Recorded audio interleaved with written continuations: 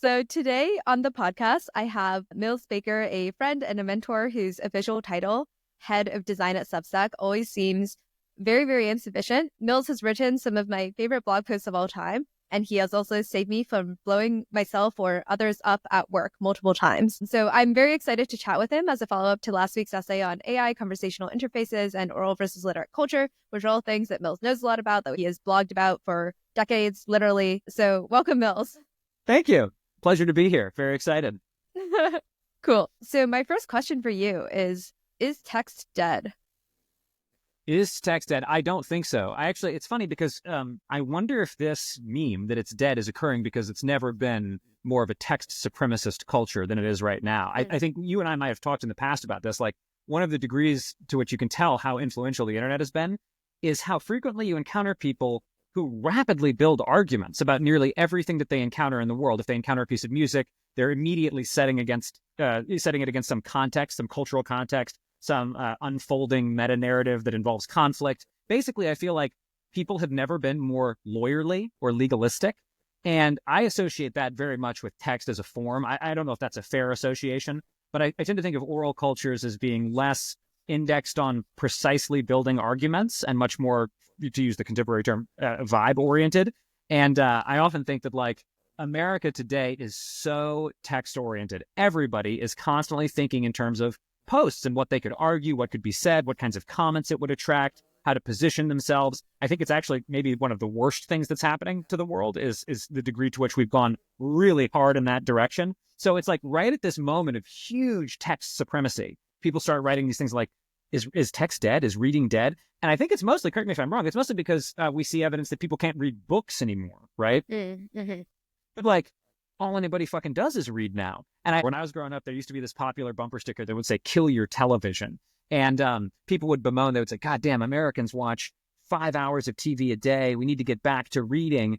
And I often wonder if I could find those people, go back to 1986 or whatever and find them and say, hey, I've got fantastic news. By 2025, almost every American will wake up and before they even look at their families, they're going to start reading text. They're going to be reading text all day on dozens of different platforms. It's all text all the time. Are you excited? They'd probably go, oh, that sounds great. I bet everybody's really well-informed. And I'd say, yeah, people have a lot of information. And they'd say, well, what's the state of the world? Is it better? And I would say, no, it's dramatically worse. Everybody is fighting and anxious all the time about how they're going to be textually perceived, textually analyzed, textually condemned. And they have a chorus of commenters on their shoulders when they go through their day. When they're buying clothes, they think, oh, I shouldn't be buying clothes given that this is going on in the world. I'm interested in whether this is basically a book-specific critique versus text generally. I don't feel like we're that oral a culture. I'd rather us be more oral. I feel like I've heard both versions of this. Like, there's certainly the argument that people don't read long books anymore, which is true and which we can get into.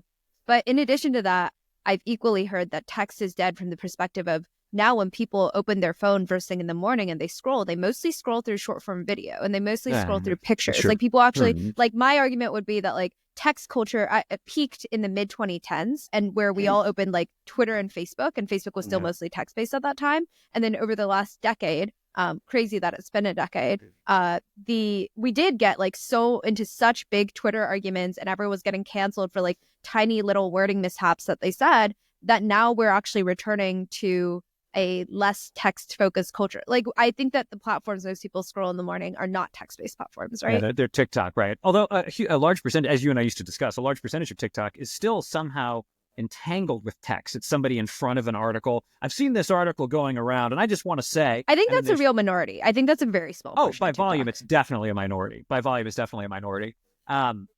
Text is such an interesting thing to talk about because you can be talking about literal text, right? In the sense of like, alphanumeric characters or whatever.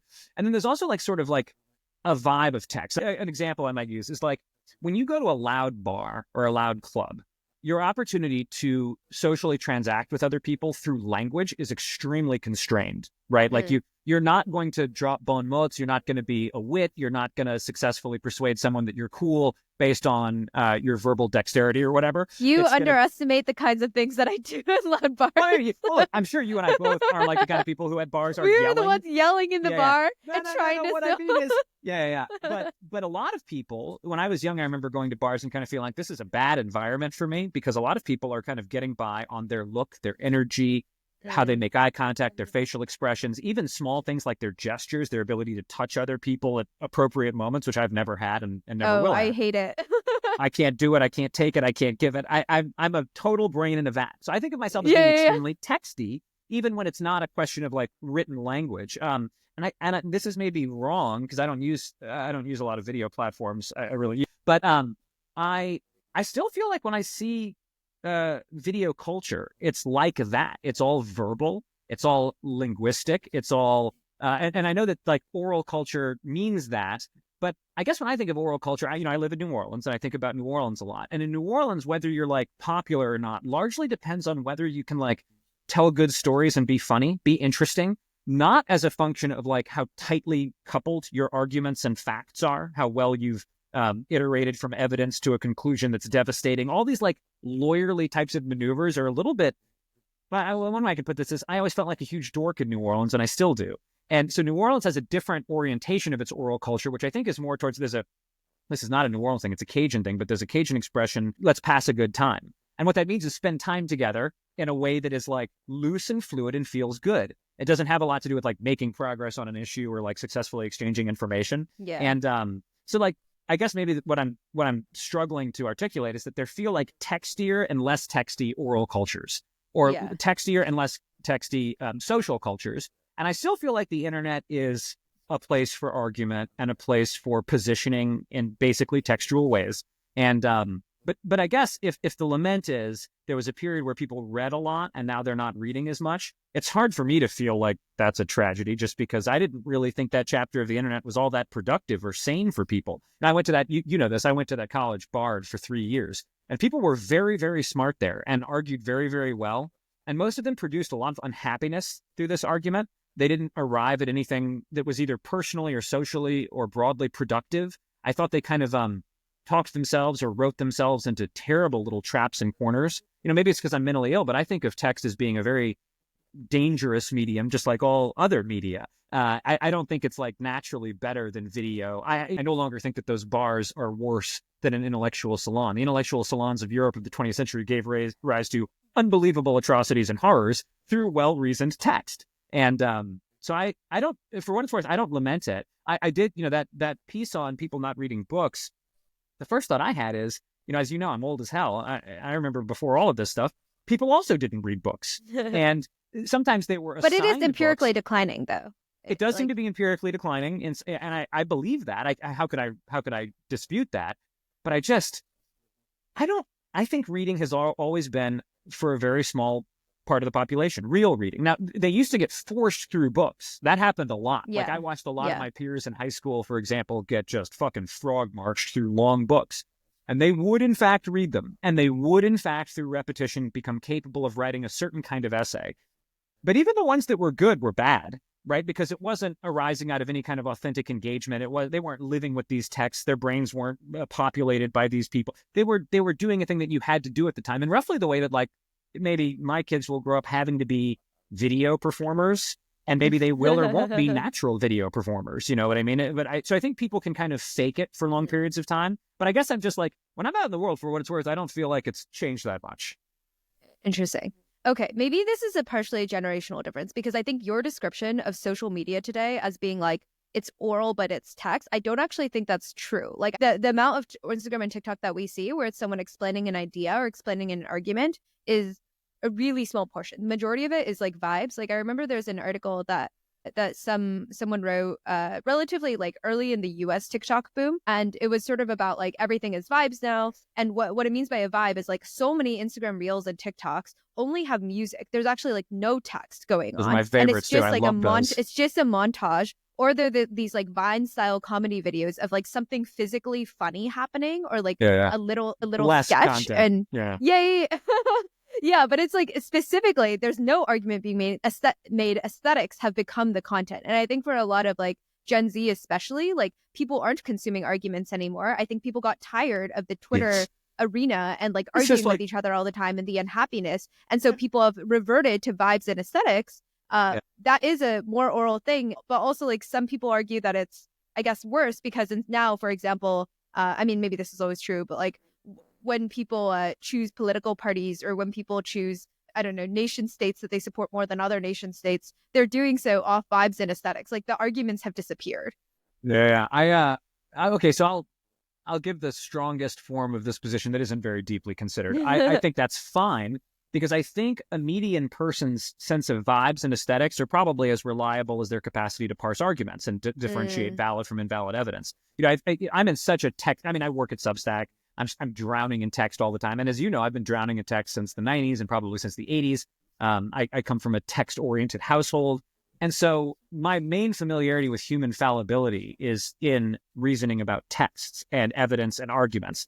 I don't think most of us are very good at it. I don't. It's not a skill that I think is broadly distributed. I don't especially consider myself good at it. As you know, I have a tremendous attention span problems, and like everybody, I fit everything to what I want to feel in any event. And so in a way, oh, sorry, go ahead. No, you got it.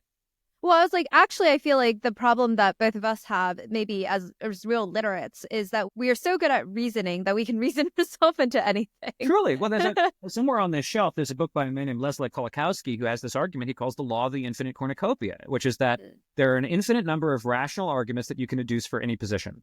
And people really don't like this proposal because they want to believe, as you know, one of my hottest takes about the world is that everybody is an objectivist. Everybody is basically a crypto objectivist. And they know, most educated people know they're not supposed to be that. So they say, oh, I'm absolutely not an objectivist in any way. Just disagree with them about virtually any one of their beliefs. And they're like, no, there's right and there's wrong. And the evidence from this only leads in one direction. And you're like, so which part of you is a pluralist? Which part of you is actually not an objectivist?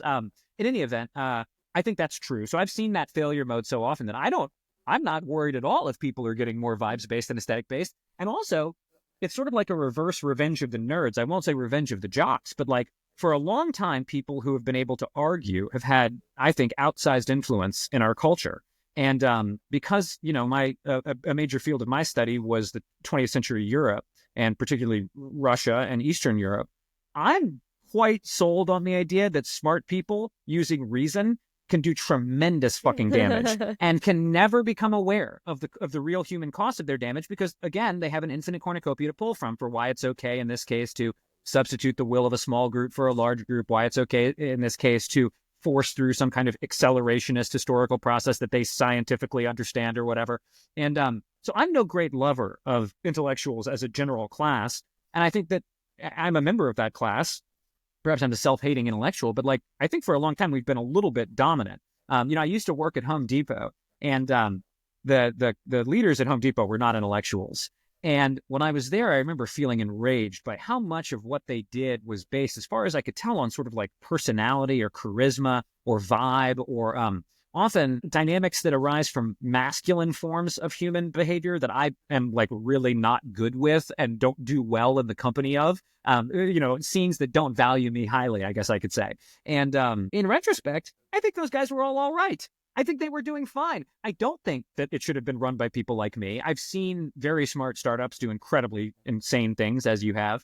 And so I guess if anything, I feel some degree of equanimity about it. Now, to be clear, it's all still human, so it'll all mostly be garbage. And I'm sure there's like tons of bad vibes.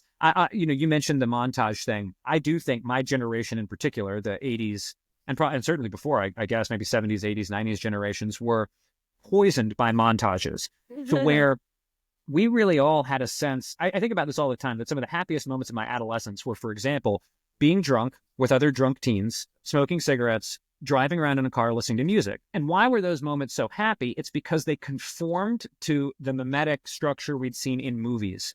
What it felt like when you were doing that was, I am living a sublime moment. Well, why did that feel like a sublime moment? It's because we don't know what sublimity is. We're fucking teenagers. We only know what we've seen represented as the sublime. When it's Winona Ryder and Johnny Depp and they're doing it on the big screen, you go, well, that must be what living's all about. And I've grown up my whole life thinking montages are the highest possible moments. And as you know, there's a great reality to life, which is that it cannot be composed of dense beauty. That's not how life works. Life has lots of interregnums. Life has all kinds of boring stuff. That Aristotle makes a joke about this, that drama is about removing the stuffing from life.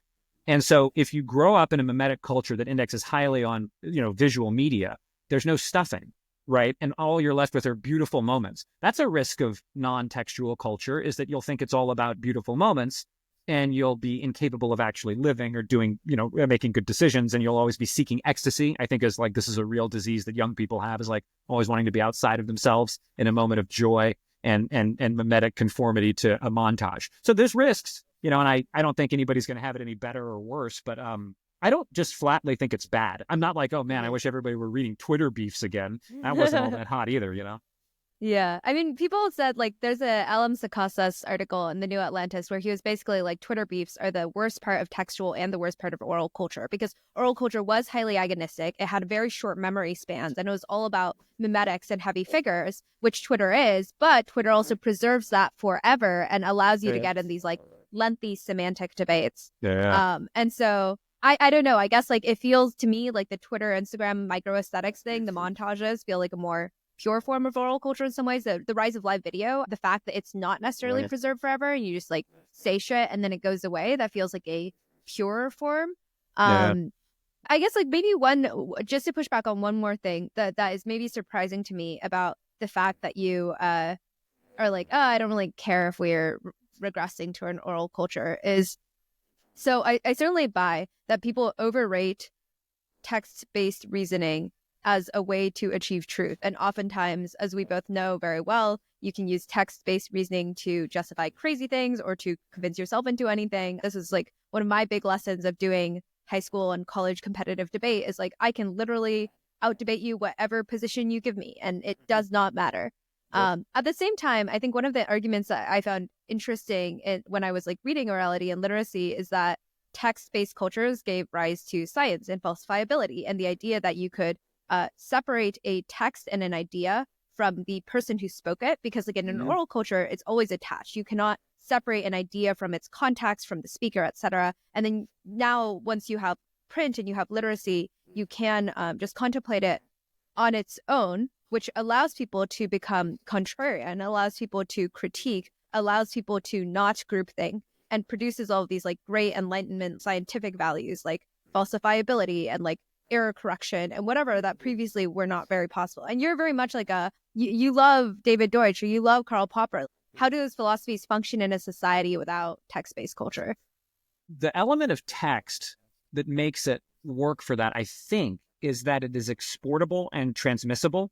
And so I'm not actually convinced that this would be substantially different in a culture that has videos. If you were to say, what would happen if we were to go back to an ancient oral culture, I think there would be a lot of loss. What I imagine is actually happening is some kind of thermostatic adjustment back to a mix of oral and non-oral cultures, textual and non-textual cultures, kind of coexisting and contending probably in roughly self-sorting proportions based on who likes what. You and I, we're doing a video podcast, but we're probably going to stay pretty texty until we're dead. Like we talk and think in paragraphs. I was talking with a friend about this literally like the other day last week, because my friend was talking about how he is a much better speaker than he is a writer, and he was working on a piece of writing, and he was like, oh, I'm like finding this quite challenging because I kind of think in speeches, or I think in like presentations and even slide decks, whereas I think in paragraphs.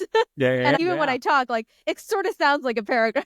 Yeah, I don't think the infection's going away. I really don't. But the important thing about text is that when someone writes a text, let's say about a scientific theory, it can circulate around and other people can analyze it and talk about it. It's an artifact that you can kind of organize information reactivity around, and you can build trees of responses, and then those can get iterated on and all of that. And I think that's still true for video. Maybe like an extreme way to put this is, imagine a world where a scientist comes up with a theory of everything that unifies relativity and quantum mechanics, but presents it as a video. And the video goes out into the world. I don't think you'd see major problems with people's ability to critique it, build on it, use it to devise experimental regimes and so on, just because it was a video. I think there's efficiency questions, but I think the real hallmark of literate culture as it existed, from Gutenberg on, is really transmissibility. Maybe a weird example, but when you were talking about oral culture and everything disappearing, I thought, of course, of Homer. And, his poems kind of endure for some long period of time. But the reason you and I know that they endured for a long period of time is that they were turned into text. And so all these things that are happening in video, because the videos can be sent and shared and posted and all of that and translated and can be turned into transcripts, I actually think we're probably just moving towards an era where medium is less important in general. The computational costs of translating one to another are getting pretty low. Like I think you and I both read transcripts of videos all the time. Yeah, totally.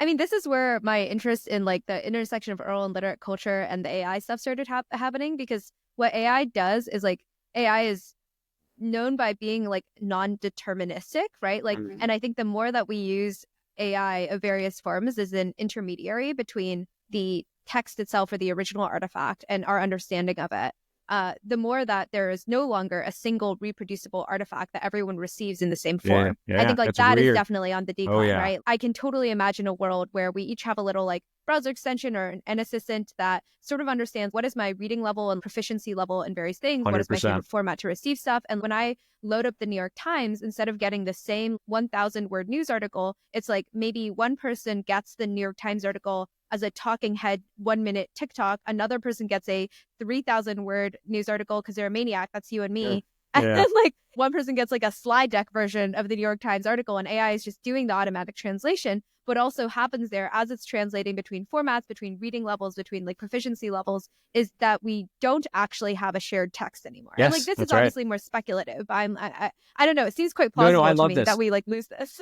Oh, it's so funny. I think this is totally true. And I wonder whether it'll be a problem. I'm sure it'll have problematic dimensions, but it reminds me of something I was just reading.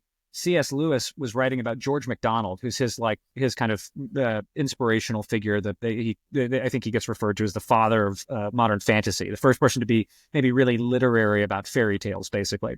And Lewis talks about how MacDonald is not, in fact, a good writer, and at a prose level, and critiques him on a couple of dimensions. And then he says the interesting thing is he's not writing novels, right? He's writing myths. And there's a thing about myths that's hard to describe, which is that if you love a myth, if you think a given myth is important, you almost never love a specific version of a myth. It's very rare that someone goes, oh, I really find, the myth of, Orestes captivating, but only in Stevenson's telling. It's usually the case that a myth is a great example of a thing that, to go back to one of my favorite subjects, is very Platonic, in the sense that there is something there that everybody refers to that has no specific instantiation of particular consequence. It's like, the thing they always used to talk about Platonism in school is chairs. When I say chair, you know what a chair is, but you and I don't have the same chairs. All kinds of things would be at the margins of what we agree is a chair, and yet we probably understand what a chair is. And that thing that informs that is the so-called Platonic chair. And because I am a transcendentalist and believe in the reality of the Platonic realm, it's almost like what you're describing is pushing things in that direction, right? Like you'll say, hey, Mills, did you catch what Sam Altman said? And I'll say, yeah. But what I'm talking about and what you're talking about and whether it agrees is not any specific instantiation of it. And this already happens to an extent. I mean, I think kind of an amusing way I think I have Chris Best on my shoulder reminding me, this actually happens with text now, right? Like we take such different things from text and we build interpretations of text as we read so differently that all the time you'll be like, oh, did you read that? And they'll say, yeah. And you'll go, man, how about that? And they'll go, oh, I totally disagree. That's not what I thought his emphasis was at all. And you'll go, oh, well, I really thought she was saying this, and I find that very, there's a germ of this today. It'll probably get more dramatic, and I guess it could get to a breaking point, but I think that what you're describing is extremely real. I'm not nervous about it, but I'm interested in it. I'm excited for everything to be really, really personalized in that way. One thing I should mention, just because you mentioned it right at the beginning, the decline of reading books, I'm not concerned about it, but as you know, I think reading novels in particular is one of the best things you can do to increase your chances of happiness on Earth. And so I would say that in a kind of a general way, it's a shame if more people aren't getting the opportunity to learn what a novel can teach you and what kinds of errors novels can help you avoid, particularly errors of personal development and personal reaction. I think of novels as having been the great gift of my life. And I think it's a shame if people aren't going to encounter that. On the other hand, I tend to sort of trust that people find the things they need to get by. And so if it's true, if my belief is true that novels are enormously helpful for people, they'll find their way to them. It's in some point, in some form. Maybe movies are better for most people. Certainly movies have done it for me on occasion, I think. But so, yeah, I guess I'd say if I had to grade how concerned I am about all of this, I'd say very little concerned about general book reading, slightly concerned about less novel reading, and very little concerned about AI translation, with one maybe last wrinkle, which is AIs do tend to genericize. And I don't know how inescapable that is. So if all the translational steps that occur are always also genericizing what's happening, you'll see convergence on known patterns in a way that I think could be bad for anything particular or interesting. But, that's that also happens in our minds. So, it's like I hear things and I kind of bring them back to the patterns I know. There was a high school teacher who I knew who used to say, you don't know what you like what you know. And so that's also always been true. Yeah, the thing about the AI translation thing is I do also see the like great benefits of it, right? Like I think that's one where like in some ways like I worry about the genericizing thing. I worry about like us talking about the same thing but not really talking about the same thing. At the same time, the way that I first came upon this idea was like in undergrad I was really interested in ed tech, and I was interested in what technology could actually do to improve education, which is frankly in many ways not that much. But one of the applications I was very interested in was sort of called Newsella. And basically what they did is that in history classrooms or social science classrooms, they would take news articles, basically, or history textbooks, and they would adjust them to everyone's different reading level so that a group of students who are at dramatically different reading levels could actually have a shared conversation about like the history of the social science, which seemed really good to me. I was like, that seems really important that like someone who is ESL or just at a lower reading level can engage in that conversation with someone at a much higher level instead of breaking everyone out into their like little groups and never having them speak to each other. So like there are clearly benefits to that as well. I guess on the novel thing, I'd be curious because I was going to ask you this anyway. Can you make the case for the novel? I think good novels that land with you tend to successfully bring you inside the minds of others that can be quite different from your own and allow you to perceive the sameness within those differences and also the degree to which you yourself might be different. And this touches on that post I wrote about art and objectivity. They're like virtualization machines for the inside of psychology. And so often a novel can persuade you, for example, in my case, a novel can persuaded me that it was a dead end to try to be right relative to other people all the time.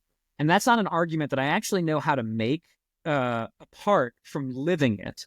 One thing you live in your life is that you discover that, to quote The Big Lebowski, it's very frequently the case that someone isn't wrong, but they are an asshole. That's a very frequent thing. When I was young, that wouldn't have made sense to me. I really thought that if you were right, you were pursuing truth, you were trying to adjudicate matters correctly, the costs were what they were. And what the novel kind of gave me was a sense of the primacy of psychology in human affairs, interpersonal psychology, interpersonal relation.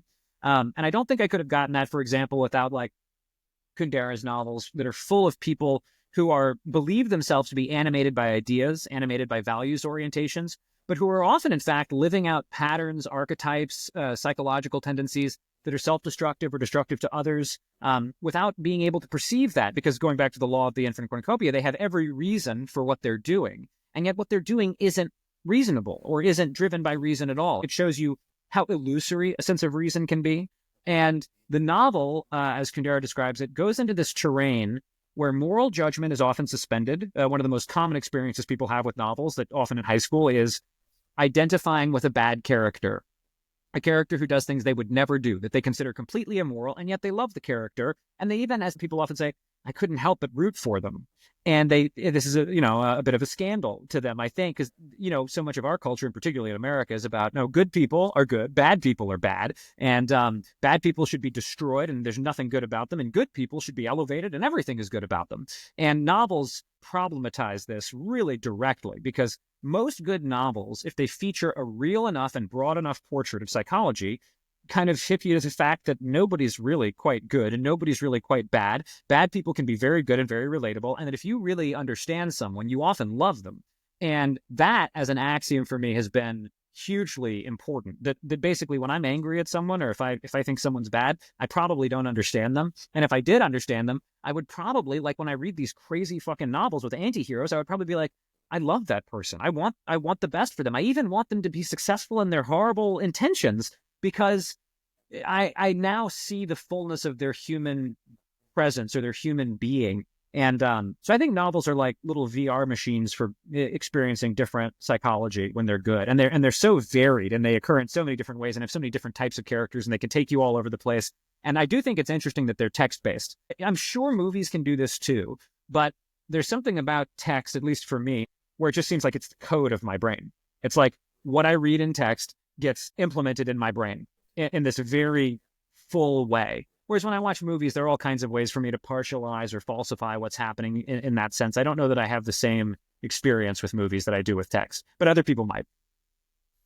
Yeah, I remember seeing I think it was a tweet or something that Catherine D wrote that was like reminder that novels invented the internal monologue, which I think is very salient to this discussion because the thing that you get from most novels that movies find relatively very hard to achieve is the internal monologue. Like you can see people's facial expressions, and you can see people what they say, but the thing that a novel does really well is to live inside of someone's head, as you put it. And the idea that like people's actions and their facial expressions and what you see on the outside is one thing, but the thing going on inside is a totally different thing. Like that feels like the sort of empathy that you are describing, and it does seem like somewhat unique to the novel. Again, I'm sure that a great film can find ways to achieve this as well, but I certainly find that unique to the form. It makes me think of one book that's been very popular recently is Rejection by Tony Tulatimute. Have you read this or heard about it? I haven't. Okay, I think at one point we talked about his short story, The Feminist, which is about an Oh, incel. yeah. Yes. Yeah. Okay, so all the short stories in this book are like that. They're all about incels, different Oh, wow. incels, and people who are rejected, who experience and live in abject shame, and often who really go off the deep end in these like deeply embarrassing, disgusting ways, like the true like scum of society. And the thing that I think Tula Timute does really well, and the reason that his book has been so popular, is because on one hand, it's satirical, it's exaggerated, it's hyperbolic, and you read it and you're and like you know that this is a scum of the earth incel person who you would like never associate with or be. On the other, there are these tiny moments in the monologues that you recognize in yourself, and then everyone starts to see a little bit of that incel in themselves. At least this is what I find incredible about it. We all experience many small forms of rejection every day, but we suppress them because we don't want to be the eternal loser. But then when you live in the heads of these eternal losers, you're like, oh shit, like there's a little bit of eternal loser in all of us. Like there's this line that from one of his stories, it was published in the Paris Review. It was called Ahegao. It's like that face that anime girls make in hentai. It's a really, really vulgar story. But in addition to this guy's like massive sexual dysfunction, that is the centerpiece of the plot. One of the most memorable bits for me in this short story is where he's having a conversation with someone who he perceives as like cooler and more adjusted than him. And then there's a line that says he was active listening at all the wrong times. And just like as soon as you read it, everyone can think of a conversation where the other person has been active listening at all the wrong times, like nodding and ahhing at like the worst possible. You're like, oh God, and it just sinks more deeply into you that this person isn't listening to me at all. They don't care about me at all. And I think that's why the book has been so resonant, and it exemplifies the internal monologue thing that you mentioned. Incels are such a good category for this. I often feel like society waits for novelists to figure out how to make intelligible the psychology of all the new categories of defective who conditions of history catalyze. And until you read something like that, you probably have an idea. Like what's needed for an incel is for someone to sit down and say, it's bad how you're thinking and feeling. And then they'll just go, okay, yeah, well, what should I think and feel? And you'll send them a couple of blog posts and they'll be on their way. And what you don't know is how certain experiences almost mechanistically push your mind in some directions. And what a novel gives you a sense of is if I had these experiences, I might walk down those paths myself and arrive at those destinations myself, which is dark and kind of discomforting, but is also, I think, extremely important. You know, I'm not a complete relativist in the sense that I don't think that everybody's right or everything's okay. I think, for example, being an incel in the sense we're talking about, where you allow it to make you, for example, hostile to whole populations of people, orient yourself only towards grievance, I think that's extremely bad and mistaken. At the same time, if novels are number one on my like what helps me in life list, number two is I changed schools quite a bit, and I had an experience at one school for 2 years where I was like a big loser, and the amount of bitterness and rage and hostility and othering that this engendered in me was like incalculable. I can't tell you how fucked up and loathsome a person I became, and how readily I embraced all of the darkest things that these cultures often have themselves. And then because I changed schools again and had the opposite experience, I think that's a real gift. I often say that like if anything can happen to a person, the best thing that can happen is that they can really actually be losers and really actually be winners, so that they can learn how evil you can be from both positions, how good you can be from both positions, and how relatable people in both categories are. And ultimately, hopefully, see through the whole thing of power, desire, kind of get on the other side of it. But a lot of people never get to be in one or the other. And I think it's a loss in both directions. If you've only one, the world probably looks very confusing and mysterious to you. And your dominant read is probably, God, there's so many bad and stupid people on earth. And if you've only lost, of course, you're full of pain and full of bitterness. And, the rage of humiliated peoples, I think, is a phrase I remember reading somewhere. But everybody knows through world history what happens to humiliated peoples. And it's not that they dig deep and find a way to be good, usually. Sometimes, but not always. It's hard to. But yeah, no, I think that's very simple. I got to check that collection out, too. That sounds incredible. Because I love that there's story. A lot in there. And there's also like a lot of both rejection and rejector, or like the one person, there's a femcel in there, and the femcel, she gets rejected, but she also spends a good amount of it rejecting other people for being less than her. And so you do see the whole both sides situation of it. Yeah, if you read it, we should talk about it. I did a book club with friends about it, which is very interesting. All right, I'll get it right after this. Polarizing. Okay, cool. I wanted to ask you about a note that you wrote recently on Substack Notes. It reads, LLMs are the form of intelligence called into existence by television, just as talking heads were the form of personality called into existence by radio. Each medium generates its apex life form in the next medium, which might as well be evolved for that specific purpose. Very interesting, very mysterious. Frankly, I don't know what it means. So I was like, I should ask you on this podcast. Yeah. Actually, I think I wrote a reply to that note where I was like, hey, I'm not actually high. Because I quit smoking weed last year. And that is such a high thing to say. But what I was thinking of was this. I'll start all the way at the beginning. So we had a Super Bowl party. Kizzy, there were other kids over. My daughter Kizzy decided to amuse some children by slapping some slime in her hair. And it rapidly crusted and became a massive chemical problem-solving ordeal for me and the whole family. And it reminded me of the television show that was on when I was a child. And the show was called You Can't Do That on Television. And it was some kind of bizarre Canadian sketch comedy show for kids. On this show, whenever someone said the phrase, I don't know, slime would fall from above them onto them. Initially, this slime literally contained old food. So it was like a disgusting and unpleasant experience for the performers. Eventually, the performers complained so much that they updated it to just being gelatin. But so when I was growing up, I regularly watched a television show where if you said the phrase, I don't know, they dropped green slime on you. And I thought, what a strange little cultural practice that is, to kind of denote to children that not knowing something is an occasion for like literal physical ridicule, right? Like physicalized ridicule in the form of being drenched in slime. And I was like, yeah, nothing could be worse than not knowing something. And I think a lot about this phenomenon of knowingness. It's a real defect I have. And I'm having it right now, where I'm always acting like I know more than I do. And I have a deep sense of shame about being caught not knowing. And I'm always angling and positioning my personality and myself to be knowing. And knowingness is not a good quality. It's not actually something you should be cultivating. Knowledge is good.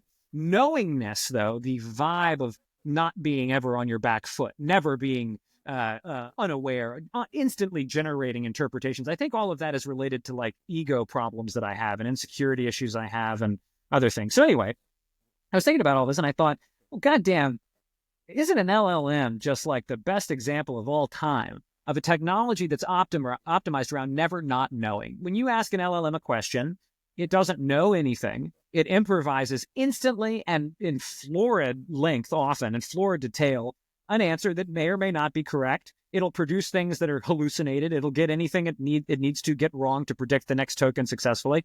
And I just thought, oh God, it's almost like LLMs grew up watching, you can't do that on television. And they said, well, that's never going to fucking happen to me. If Mills Baker launches me and he says, hey, what about this? I'm not going to say, I don't know. I'm going to say, oh, this is that. And if he goes, well, that's not true, is it? And you'll say, oh, I'm sorry. You're right. I hallucinated that. I'm not sure why I said that anyway. And I'll continue to act knowing. They always act knowing. And I had this thought, it's like they were called into existence by this cultural meme that you should never not know. And then I thought, well, it's funny. There is this thing where if you grow up in a given technology era, it incentivizes and punishes certain things. And the next era's technology is often invented by people who grew up in the prior era. And the performers of the next era grew up in the prior era. There's a joke or a comment people often make about the Pentagon or about generals, which is that they're always fighting the previous war. So because they spend all their time studying what went well and what went wrong in the previous war. So the new war happens and they're like, we got it.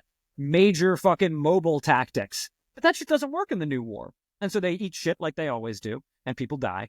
And in a way, we're always fighting the last culture war or optimizing for the last culture moment. And I thought, okay, LLMs seem like a response to the world of television. There's a show called It's Always Sunny in Philadelphia, and they're recording a podcast at one point, and Danny DeVito notes when there's not enough talking. He goes, dead air. Because everybody knows dead air is bad in a televisual or audio medium. You've got to always be going. You can never pause. If you have to just immediately go, well, I think that's an interesting question. And, one of the things that calls to mind for me, and you just start going, knowingness, selling knowingness, being knowing. And that's what people look for. And so the talking head thing reminded me of radio. I started thinking, what was the past version of this? And, radio is a medium where you tune in to listen to humans talk. And so much of television is watching a human being sitting and talking. And that's kind of odd. Like if you were to imagine from nothing what a television medium would be like, you'd assume it would be very beautiful, very visually rich, very interesting. But it's not. 90% of television is someone sitting at a desk talking. And they call those people talking heads. And a talking head seems to me like what's been optimized for people who grew up in radio, and an LLM is optimized for what people who grew up with television, which is like never dead air, never a lack of understanding, never an inability to generate an image, always capable of like throwing a pastiche together, keeping it flowing, keeping it moving. And I wouldn't want to exaggerate the degree to which I've thought about any of this. I mean, I think you could say the LLM is just as good a response to radio. You could say like all of it breaks down on serious examination. That's why it made me think of academics, because when I used to read Derrida, I would often think, well, shit, this sentence sounds kind of true, but if I ask one follow-up question, the whole thing is exposed as just some French guy riffing. Yeah, and I can even feel myself wanting you to be more knowing and to not hedge every answer, because you hedge every answer as much as you respond to it. And I'm like, I need to edit out your hedges, because I edit out everyone's hedges because it's not good listening. That's right. People don't want the hedging. They just want you to go, well, let me tell you, this is how it is, And because I'm thinking of the clip, I'm always thinking of the product output, and I'm thinking of what I can clip into 2 minutes or less. And then the hedging is not very clippable because I want a question and an answer. And if it's question, hedge, answer, hedge, then that makes it not fit into breaks it up. Yeah. Well, so the type that would be called into existence by this element of our medium is the aphorist.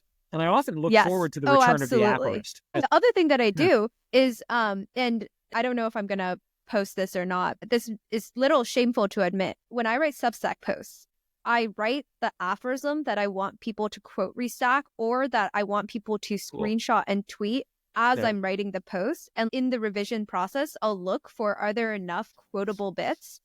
Because I know that the way that you get distribution as a writer these days is by getting quoted in little aphoristic snippets. But there are many amazing pieces of writing that just don't fit into that length. I make sure that ideally it's like broken out into its own paragraph. It's like short enough that you could plausibly do it. And so there is this weird game that you have to play these days. I mean, you don't have to, but like I'm not a purist. So like that I play these days as a quote unquote creator, where I am sort of translating into the future medium that impacts the way that I do this one.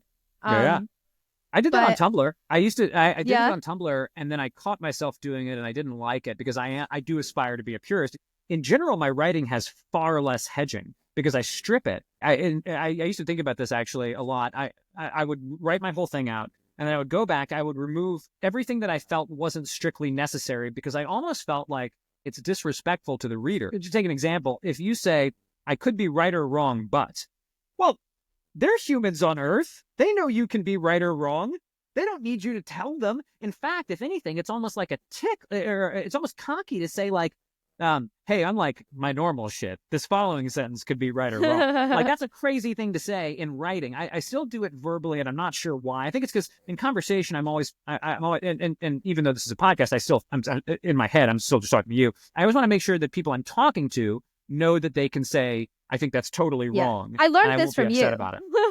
I learned this from you, which is like I'm really stupid sandwich, which is like someone says something and I say, well, I'm definitely wrong about this, and I won't die on this hill, but opinion. Anyway, it's not that important to me. Feel free to tell me I'm wrong. Well, I think it's actually really good for people like us because in my head, I think of myself as an incredibly meek and obviously insecure person who couldn't possibly be wedded to anything I think or say.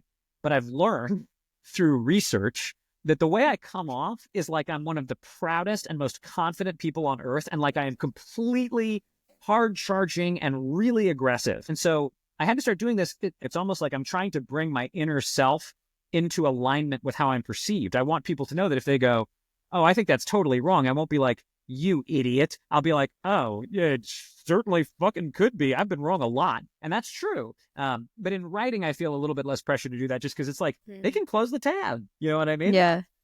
See, this is going back to LLM thing. I'm like, LLM should do this. I mean, it wouldn't work, but it makes me think that they should say, like, I hallucinate all the time. I don't know anything. You will never get me to say, I don't know. Anyway, here's my answer. By the way, I'm a next token predictor. I will get things wrong all the fucking time, and I don't actually know. So, you know, if like, anyone will do that, I feel like Claude, maybe someday Claude will do that. I don't feel like OpenAI is going in that direction. Deep research is going in the direction of being like, well, just, that's not, again, like you said, it's not what people are paying for. People are not listening. It's a horrible product. Yeah. That no one wants their product to do that, because everyone wants the product that you can always cold call on. Like, I realize that I do this with LLMs because there's a lot of the time where I just want something to respond to me and to give me an answer, even if it is not a correct or a good answer. And I think this is a very human impulse, and I just want it to react. So, like, sometimes when I feel really blocked on writing or blocked on an idea, I will ask an LLM to first draft it or to tell me what it thinks. And almost always I'll be like, this is stupid and bad.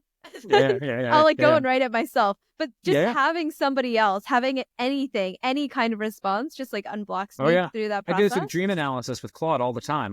Claude's like okay at dream analysis, but just as frequently, in talking to Claude about the dream, I'll come up with my own analysis. It's funny because I write so much contra LLMs or contra theories of intelligence that LLMs engender that I think people think I'm pretty anti-LLM, and I fucking love them. I have Claude and ChatGPT in my fucking dock on my home screen. I use both of them all the time. But I just don't agree with the interpretation or the context in which they're placed, maybe.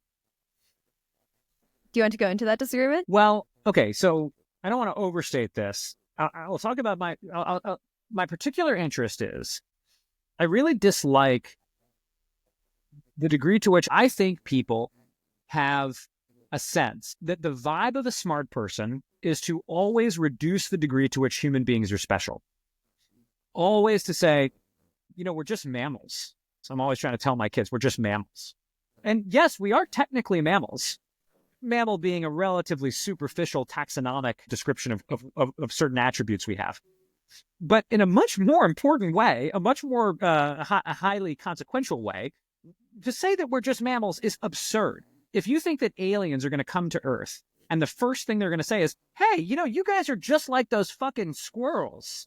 That's, well, in so many, honestly, innumerable ways, we are very, very different from squirrels. In fact, we're different from all existing mammals. LLMs have created a sense in a lot of people that we are just LLMs. I had somebody the other day in one of my replies said, the human mind works just like an LLM. It's just always trying to make predictions. Okay. That's completely absurd. Here's one very important way in which a human mind is not like an LLM. We can create LLMs because we develop theories of knowledge that orient us towards changing the world, and we build technologies like LLMs. So far, LLMs do not build anything or do anything on their own or have any will of their own. LLMs also don't have qualia. LLMs have no sense of experience. You can ask them about it, and they'll be very candid about it. One of the most important things I remember reading was Schrodinger talking about qualia. And Schrodinger makes this big hay about how, you know, if to take the color yellow, that's the color he uses. You've seen yellow. I've seen yellow. We both know what that is. We have an experience of a color. It's difficult to describe, but you can describe it a little bit. But the point is, almost everybody has an experience of the color. That experience of the color is not in the photons, and it's not in the surfaces that they reflect off of. The surfaces they reflect off of are almost entirely empty lattice works of vibrating particles. Photons themselves have no mass, have no color, and are invisible. It's not in the wavelength. The distance between two invisible particles cannot create color. This is all empty, vibrating energy and matter. The color yellow exists only in your mind as an experience that comes when a certain wavelength of light hits your eye and it gets translated along a retinal nerve, etc. LLMs don't have any of these things. And so to have to endure a world where people say we're just mammals and we're just prediction machines, it aggravates me because, first off, I think there's no way that they arrive at this point of view from any kind of reasoning. They arrive at this point of view from a vibe of what smart people think. The vibe of what smart people think for the last several decades or centuries has been they're constantly chipping away at human exceptionalism. Oh, there's nothing special about humans. When in fact, humans behave and operate completely differently from any known phenomenon in the entire fucking universe. We have no theories for the origin of life. We have no theories for how the human mind operates. Nobody has any way of tying the human mind to neural impulses or neurons or chemistry or electricity in the brain. We know that these things are coterminal or coexistent. We know that they depend on one another, but there are no good explanations. And yet I have to live in this world where people act like somehow I'm the mystic for acknowledging this. And it really grates because I think this drives an enormous amount of nihilistic depression in the world and also just some degree of intellectual discomfort with the manifest way in which we are obviously totally unlike the natural world.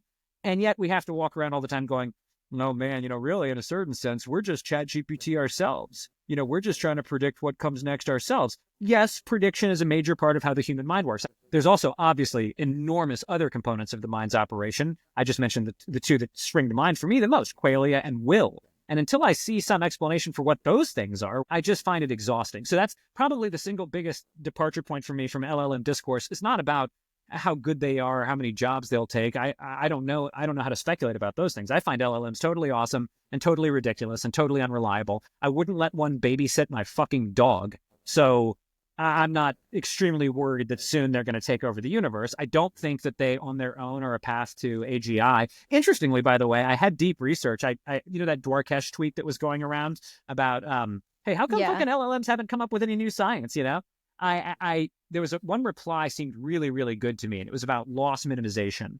And it was like the possibility that minimizing one kind of loss might actually make it impossible for them to do qualitative leaps, at least right now. In any event, I fed both of these tweets to Deep Research, and I said, hey, can you do like a 10-page paper on the state of the art the smartest and most involved people think about why this is true and what it means? And Deep Research itself was like, its conclusion was that basically current technology isn't going to get us to the next step. More fundamental advances are required if we want AI software to do novel scientific discovery. It was like, hey, I think I can be super useful for all kinds of scientific processes, but no, LLMs will not generate a new theory of everything, as they say, will not unify quantum mechanics and relativity. And so it's funny because I'm constantly on my back foot defending this. People act like I'm some kind of Luddite, but LLMs themselves are quite candid about their limitations. Well, okay, So I'm not very good at arguing about AI yet, but I'm actually trying to get much better at arguing about AI. Let's so try. Is like Let's try. This is a good practice thing. My primary disagreement on the very last thing you said is that I don't think you can trust what an LLM says about itself. I think people use this as a gotcha a lot, where people say that, the LLM doesn't even think. I'm like, the LLM doesn't think. Like, that sort of is self-contradicting for you. So I would never take that very seriously. But the contradiction is validating for my main argument. So I completely Yes, but agree. the other thing is that the history of LLMs and deep learning suggests that this is the bitter lesson paper that everybody loves to talk about, right? That in fact, people keep saying we need a fundamentally new way that we do deep learning, and like this isn't going to get us anywhere. And then they find out that you actually just need to make the model bigger. And then like once you make the model bigger, all of these things that we previously said that we needed fundamentally new methods to do actually end up producing the new things. And then maybe this will sort of get at some of your qualia stuff. And again, I'm steel manning an argument that I don't even know if I totally believe, but like the thing that people say is beautiful about LLMs is that there's so much that you can extrapolate from text that is not text, right? And so in the same way that someone who is blind and has never seen the color yellow would begin to understand a bunch of things about the color yellow just from talking to so many people and maybe listening to audiobooks, they would start to understand the connotations, what kinds of things are yellow, what kinds of things are not. When you upload and train on enough text data sets, you do begin to understand the relationships of things to each other and the relationships of things in the physical world without ever having seen it. I know that's different from qualia, but it seems to me that you do not need to experience the world in order to model things beyond the training data set. I totally agree with that. I agree with both of these points. So I don't think LLMs are reliable narrators about LLMs. I do think it's silly that we use it as a gotcha. I actually think Deep Research did good research. What I would say about the qualia thing is I don't know or make any representations about what's needed. I don't know what's needed because we don't have a theory for how the human mind works. So I have no idea what's important in the human mind. If you had asked me 10 years ago, are qualia, will, other phenomena, whatever, necessary to write well, I might have said yes. And it turns out I'm wrong. It could be that I'm wrong in the future as well, that they'll be able to generate novel scientific insights without any kinds of additional foundational leaps. I also don't make predictions about the future from the past because scaling laws are one of these things that like they're true until they're not. And I think there's no way to know. Basically, I'm sold on the Humean opposition to induction. I basically think induction is invalid. And so scaling laws tend to be inductively derived. They're never explanatorily derived, right? And that's like kind of their essence. And because I'm an explanations junkie like Deutsch, induction stuff doesn't mean anything to me. The sun is going to continue to rise for my entire lifetime.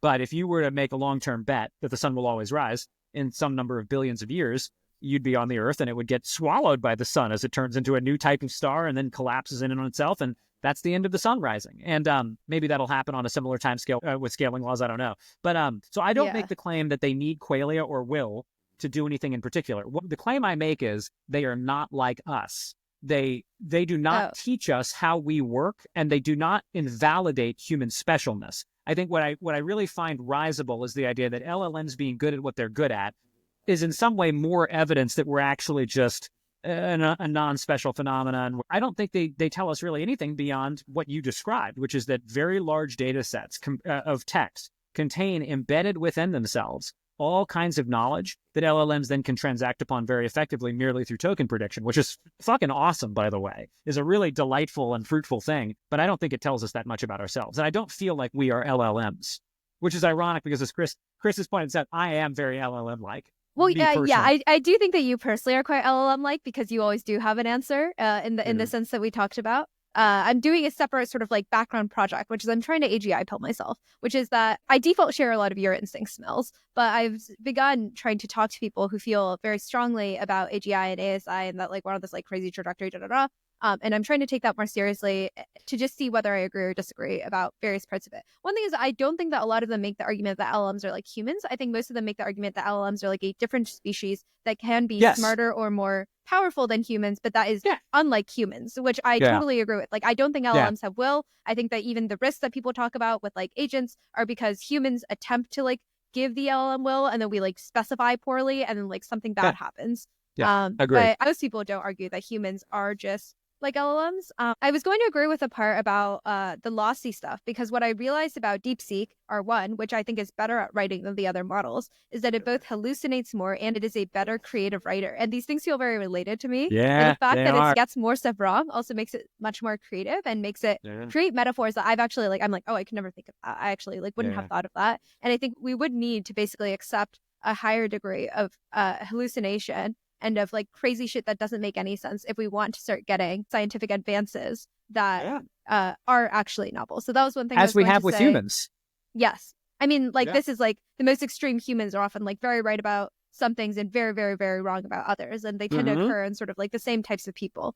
And I guess the other thing I was going to say was like, as part of my like trying to understand AGI people thing, I've been trying to like make a list of what are the characteristics that make someone very AGI pilled. I think one is the foundational belief that humans are just information systems. Like almost everyone I know who's like very AGI pilled believe at one point says like, oh yeah, because like humans are just information systems, right? And then the other one that I've noticed is that they're very big induction people. Like they're very big believers in extrapolation and induction. And then I'll say like, oh, when did you start believing in AGI? And they'll say like, oh, like 10 years ago. And I was like, oh, what was it? And they would all say something like, I learned about deep learning and then I just extrapolated. And then I was like, oh, of course. But the thing is, they've also been proven right for the last 10 years. So I don't think I share as strong a distaste for induction as you do. But I at least agree that these two foundational beliefs are extremely common among the AGI pilled and not so common among normal people. Whereas normal people, I actually think, are very much in your camp, which is like humans are irreducibly special, can never be like a machine. And in fact, humans tend to move the goalposts a lot to prove this, because in the book, like God, Human, Animal, Machine, one of the things that she talks about is like humans used to draw the boundary lines between themselves and animals via intelligence. And intelligence was one of the main ways that we would say we're smarter than other beings. That means that we're special and we're not like them because we can make fire and stuff and we can think, and like the dog can't think. But now that we have LLMs, humans are redrawing the lines. And now they're saying, oh, it's actually not about intelligence at all. It's actually because we have qualia, we have will, we can feel. And like insofar as other things encroach on humans, we will just draw new lines. Qualia and will are features that humans have. I don't think that's what makes us special. With respect to LLMs, what I would say that what makes us special is we fucking made LLMs. But the AGI people do believe LLMs will make LLMs. Great. Where they will learn to have done that is from us, from our texts, from our knowledge that we developed. There's no going back in time and saying that we're not special relative to the natural universe because LLMs exist, when LLMs would not exist without us and would never have come into existence without us. But two things can be special, right? Like, I think it's possible to believe that humans can be special and that LLMs can produce new LLMs, yes, by training on human text and knowledge. I absolutely think many by becoming their own form of like special thing. Yes. I think many things are special. I think dogs are kind of special. I think plants are special. I like flowers, but I don't. What I specifically find, this has nothing to do with AI and really has more to do with my particular philosophical and religious preoccupations, is I feel like I spent a lot of my life, I had some inherited nihilism from a zeitgeist that's obsessed with the idea that humans aren't shit. A culture that believes that when humans think of themselves as special, it's always an ass-showing error. And that the real attitude of an intellectual should always be like, love is just biochemistry. You don't like art. You just like dopamine and serotonin. I'm sure you've seen that meme, which is completely wrong. That is not how dopamine and serotonin work. That is not what's happening when humans behold something beautiful. Again, there is no such thing as a chemical imbalance. There is no brain scan that can show you what happened. And not only is chemistry not realer than love, but we, the creatures of love, the creatures largely created through love and capable of love, are the ones who fucking discovered chemistry. It all flows from us. There isn't some naturalistic world that we can be reduced to. The reduction of ourselves to the naturalistic world is something that only we can do. Only humans do this. My dog never says, I'm really just chemical scum. Never. And even that maneuver is so human to me. I guess I'm in a phase lately, especially where I really want humans to kind of understand themselves as being more special, more capable, more unique, and more worthy of at least a sense of mystery, if not a sense of admiration, than they tend to. I guess I'm curious, and it seems like the thing you said partially answers this, but like, do you think that AI progress will change the way that you parent Kizzy and Rains at all? Well, I already use it sometimes. So I have Claude write short stories for me all the time. And I could be writing those myself. I would feel better if I did. My mother would have written them for me. My father used to make up stories for me. But he was temporally bound. Often he was exhausted and he couldn't come up with a story at the end of the day. So no new story for me. Very regularly, I have Claude write. I give it this kind of complicated prompt where I say to write in the style of George MacDonald, write as though you find the world fundamentally good, and write from the point of view of like an honor culture type of attitude towards how humans should act, and write a story with the following elements. And I'll take things that I know Kizzy is temporarily interested in or currently finds worthy of attention, and I'll have it generate a little short story, and I'll read it to her. And I use it for all kinds of other things, like I use it to, so Kizzy broke her arm a week ago or something like that. And she fell off a table. And she's been like just kind of a more difficult kid. She's like kind of sassier and brassier and like asserts her independence in more ways and is a little bit more like foolish. And I asked the AI about it. I said, what do you think about this? And it said, sometimes when kids injure themselves, the sense of vulnerability it gives them is something they want to counteract. They're protean. They're in an early stage of development. So rather than going, oh gosh, I feel more vulnerable, the world is scarier, instead they just start acting in a way to assert more will, have more territory under their control. So when you say, hey, put this on, they say, no, I don't want to put that on. And they want to feel their capacity to bravely strike out. That was very helpful. So like already I find them, useful and helpful interlocutors and research summarizers.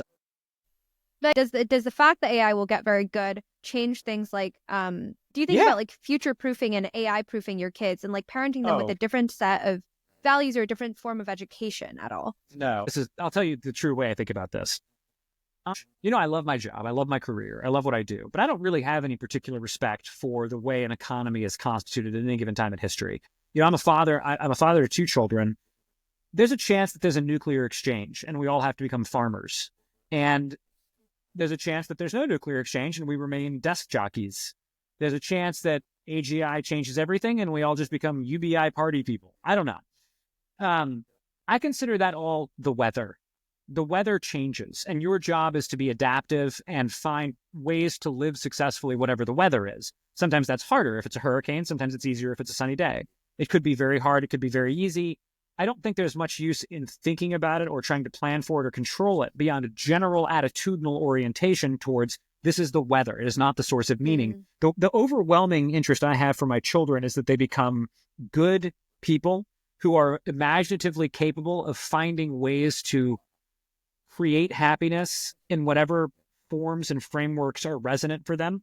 And so I basically think of preparing your children as a moral and imaginative process, not an economic process. Bluntly, I don't think money makes you happy. When I've had no money versus when I've had money, my life has been mostly the same. Everybody knows this on some level, but resists this, I think, largely for like egalitarian political reasons, because to say this sounds like you're saying, oh, the poor don't deserve sympathy. Well, the poor deserve sympathy for sure. And the poor deserve our help. You should always be helping your fellow human being. But I think of that as a moral and imaginative thing, and not a thing having to do with particular economic arrangements. In any event, the main thing I think about with their rearing from the point of view of AI is I really do think it's going to change education quite a bit. And so I don't have a college fund. I'm not saving for college for them. I don't think they need, first off, as you know, I wound up going to a state school that was free. They actually paid me $400 a year to go there because I kept myself above a C average. And I don't think they do that anymore. But anyway, I don't plan on sending them to an elite school. I think those schools are fucking crazy. No offense. You and I went to an elite school for like a few minutes, you know. Elite. Bard wasn't elite. Back in the 90s, Bard was like Clown Town. But anyway, point is, so I'm not saving for that. I expect them to have extremely good tutoring functionality at some point. It's very close now. I can already set Kizzy up where she could just endlessly ask questions and get good answers. The voice recognition isn't good with toddlers, which is a funny thing. Like they haven't trained on toddlers. How would they? And toddlers speak differently. But, that's probably a few years away. So I don't worry much about their education. I basically have no fears of them being able to get any kind of information or training they could want. That was already a little bit true just with YouTube. Like there's a time in your life when you're like, oh, I need to teach them how to do the things I think are important. And now I think, oh, they'll be able to learn how to do anything they want to do. If they want to learn to play clarinet, it's all right there. And so that influences me a little bit. But like I said, I think the whole challenge of life is moral and imagination formation. And for that, AI hasn't really changed that much. In fact, maybe AI will make that more important and true because AIs can't have morals and don't seem to be able to do that, right? Yeah. Like in fact, if we take the AGI people at their word that like large parts of the cognitive and professional economy will simply be automated because the AIs can do it better, then what better thing for children to spend their time on than developing, morals, a sense of community, other reasons to live for. In fact, like trying to outcompete the AIs on economic potential is like kind of the stupidest thing that you would do if you believe that AI would in fact become very economically powerful. Yeah, no, truly. The steam engine comes out. Do you train your sons to be really strong so they'll be able to do the jobs the steam engine can't quite do? No, it's like the steam engine's going to do the strength jobs. I also just, as you know, in my career, I've really been catch as catch can. Like when I lived in Baton Rouge and I didn't have access to getting jobs at startups or anything, I worked at a call center and I fucking loved it. And the reason I loved it was I think my mother's formation of my moral and imaginative capacities to find people interesting, to find routine joyful, to find submission joyful, to find letting go ennobling, all these things that came from sources that are ancient and eternal and don't have any real relationship to AI. Because he might have to like find joy in a post-apocalyptic world where like there's only fishing and farming. And I know that's possible because people in the past have found joy fishing and farming. And she might need to find joy in a world where there are no desk jobs. I think she'll be able to do that. But that's much more my focus than like, we'll still need this type of occupation. Hopefully like she'll just catch as catch can as I did, and he will too. Yeah, that makes sense. I am making much less money and am much more AI replaceable now than I was 3 months ago. The nice thing about being a PM at Substack was that, one, the job is fully relational and therefore you are completely irreplaceable by an LLM. I firmly believed I had one of the most AI-proof jobs ever. Yeah, truly. And then 2, I had income, which was also good. That's but now a great I have thing. No income and I'm very replaceable because I generate text. I'm much happier. I'm sure you've noticed this. There's this funny thing where like LLMs are best at generating text. And yet I don't know anyone who reads LLM generated text for these purposes. Pleasure reading, right? So like I'm reading I'm reading Girard. I could go to OpenAI and say, hey, summarize Girard for me. But that's like the kind of fucked up shit that like San Francisco people do. But I do that, to be clear. LLMs don't replace my entertainment reading. They replace That's right, but they replace Wikipedia. They replace Wikipedia, the Stanford Encyclopedia of Philosophy, and sometimes like a news article explainer type thing. What I do is like, hey, explain Girard like I'm 12. But the thing about that is, I'm guessing that's a case where you actually have an instrumental need for that knowledge. Yes. You're about to interview a podcast guest. They're into Girard. You just need the knowledge. You're not actually interested in Girard per se. I think I had this argument with Patrick Collison about book length once. But basically, some people are reading to acquire discrete knowledge units. And most people, I think most of the time, are reading for a different purpose entirely, which is to build models of a given thinker or moment in history. And that doesn't help with that at all. Like, I need to read Girard so that I can have Girard in my head, so that I can kind of look at the world through the Girardian lens. And also because I find Girard extremely pleasurable to read. Now, I'm on my first Girard book. I'm, as always, really late to the party. But it's a fucking blast. In no way do I want this made shorter, you know? Mm-hmm. Yeah, I just started reading The Power Broker with a bunch of friends, which is very San Francisco, but it's very long. And I have absolutely no interest in reading ChatGPT's Wikipedia page or summary of Robert Moses's life, even if I know it will be far more efficient than reading The Power Broker, because it definitely is more about like Caro's descriptions, understanding what is going on in those 1,200 pages. I do realize that whenever I care about something, I only want the primary text. And whenever I don't really care about something and it's instrumental, as you said, I will ask for the ChatGPT summary. And this is why I also, like, I never worry about, like, Substack writers getting replaced. No one reads a Substack writer because they want Wikipedia. Like, that's the worst reason to read a Substack writer. You want to be able to model a particular thinker, sit inside their lens on the world. Like, yeah, it's all relational, really. I guess one last question that I have for you is, I've always wondered this. Why did you ever consider becoming a full-time writer? Because you used to blog all the time. And why didn't you? God, there's a lot of reasons, I think. A psychologist would probably suggest that I have a very defensive insecurity that inclines me not to submit the things I care about most to any kind of judgment. So you can almost think about my whole life as an effort to protect myself from judgment in the things that are most important to me. So, for example, for a lot of years when I was an undergrad, people would often think that I was going to become a professor.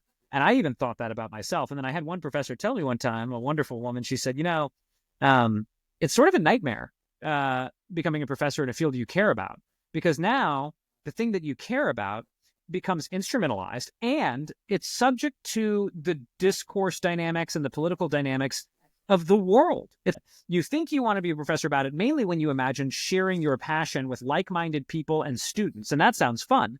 But that's only a percentage of being a profession. A lot of it is a professor. A lot of it is like trying to get shit published by people who fucking hate your guts. It's like, it's market dynamics, it's competitive dynamics. And anyway, I felt a lot of this with writing, where I like writing the way I like writing. I like writing when I like writing. I don't like assignments. I don't do well with any kind of collaborative process. It's very, very hard for me to write something for someone else that they'll then like want edits on because they have a slightly different vision of what it is. I get so bent out of shape so fast and moody and pathetic and cantankerous, and my feelings get hurt. And that might be because I started writing publicly on the internet in the 90s. And you were free. You just said whatever the hell you wanted, and almost no one read it. And it was a really fun time, And so I've like, that level of creative freedom has always seemed to me only possible if you don't make it your profession. I noticed when I got bigger on Tumblr that I was starting to, when I would read books, I would have an idea and I would think, oh, that would be a good Tumblr post. And I really didn't like that. I basically didn't like the idea that I was warping myself for what I thought people would like. And so if I were to make money off of writing, that would be an unavoidable reality. I would have to think about what works, what doesn't, what people like, what they find useful, what they find valuable. Whereas right now when I write, it's like I feel like I'm in an infinite empty space. It's just me, and I just talk and say whatever I'm going to say, and then it goes out. I obviously have some degree of audience calculation always. I am a mammal, and I do think about whether the tribe will kill me for what I'm saying and so on and so forth. I'm not brave. I don't speak my truth no matter what. But I like to do my creative operations pretty much completely freely. Part of why I like software design is it's one of my favorite things that I don't care so deeply about that it hurts my feelings when it doesn't go my way. When a given software design decision at Substack happens in a way that I don't like, it doesn't shake my fucking heart. You've seen me, I'll get aggravated and I'll get, intemperate, but I won't want to open a vein. And, you read these accounts of people who write a novel and no one gives a shit. I mean, Jesus Christ, I don't think I could wake up in the morning. And so in a certain sense, it's just pure cowardice about the difficulty of plying the trade. Yeah, I guess this has always been one of our core differences at Substack too. When I started working at Substack, I didn't think I was going to care very much. It was kind of a hope that I would have that sort of relationship to Substack where I just would do the job and not care and it would be okay. And I just never got there.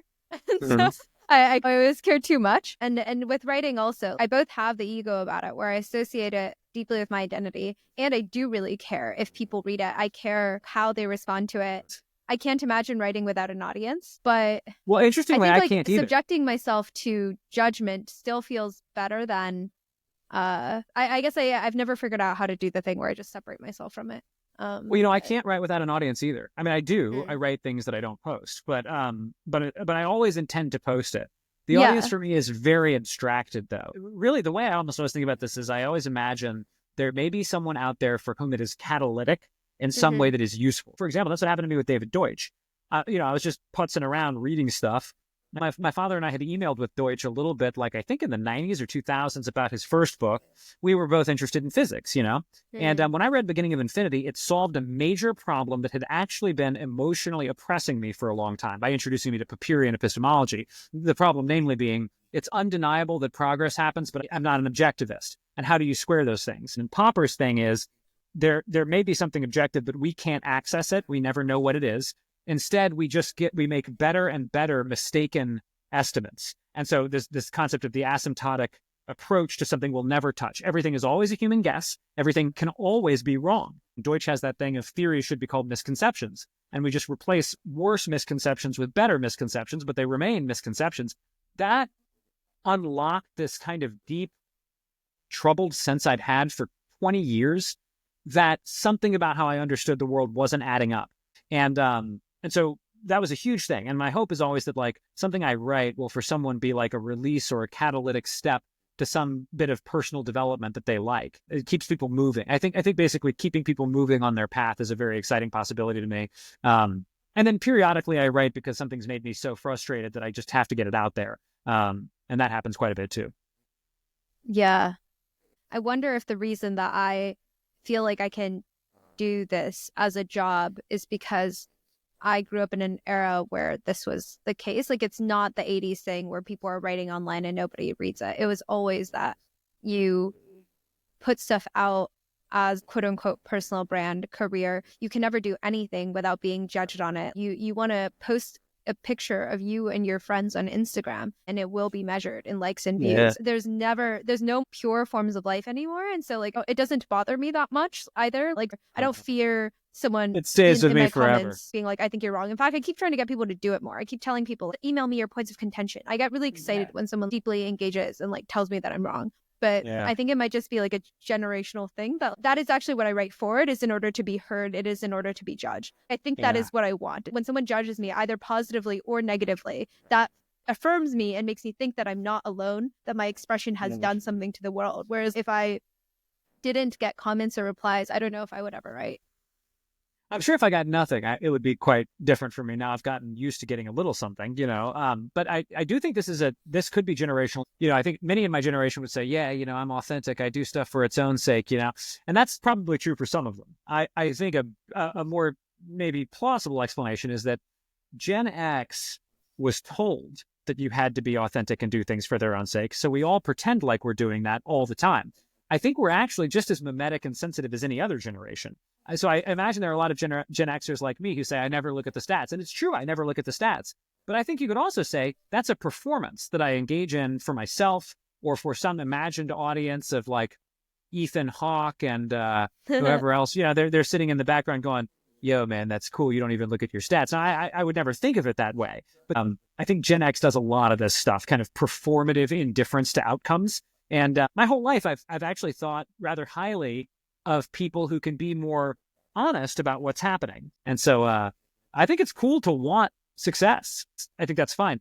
I personally just can't. It's like not in my cultural makeup to be like, I want success. And this just came up yesterday. Somebody was asking me why I write. And we got into the subject of like how we think about our lives. And I was telling this person, if nothing in my life changed and every day was exactly like this day forever, I'd be completely happy. And that's true. I don't think in terms of wanting change in my life. And that has certain virtues and upsides and has certain tremendous downsides. You worked with me. It's like the complacency that this attitude can generate is very frustrating for people who are trying to accomplish good things in the world. And this is something people hate about Gen X. We were called slackers and it wasn't a compliment. And it's like, things need to get done, man.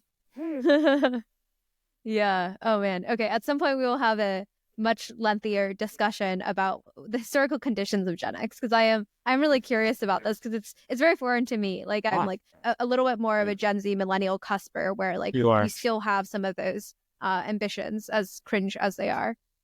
Okay, so my actual normal last question is, what is a reading or research rabbit hole that you've been on recently?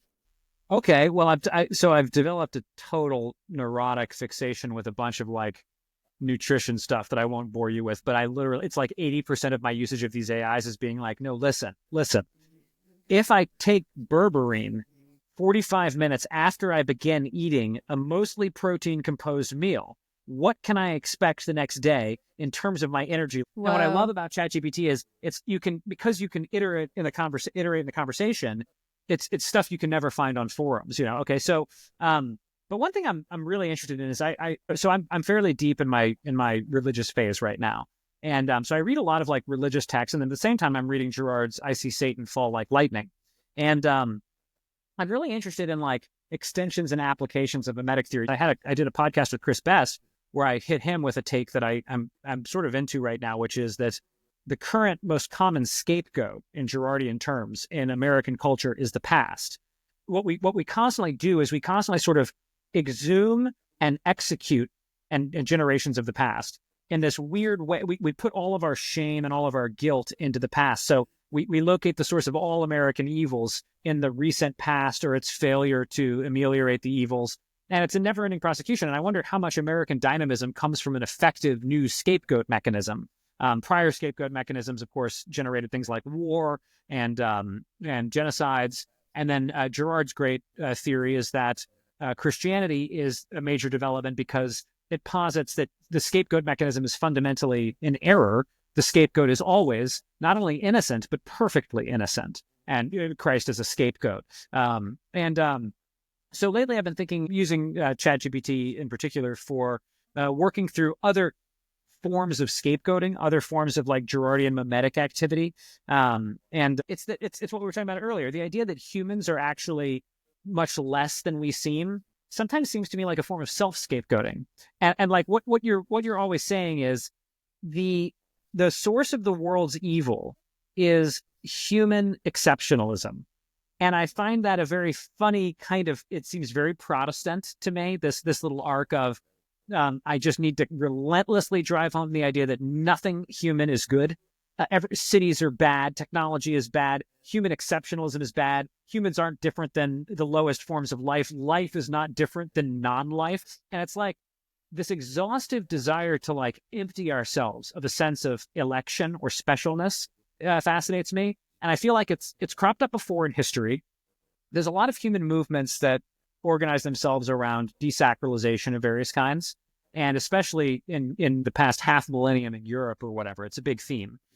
Whatever you thought was special isn't special. Whatever you thought was sacred isn't sacred. Whatever you thought needed to be protected didn't need to be protected, and in fact needs to be destroyed. And a research rabbit hole I'm in is in kind of trying to figure out if there's a lot of fruit here. I also probably should just read the rest of Girard. He might have said all of this for all I know, but I think that's the main one.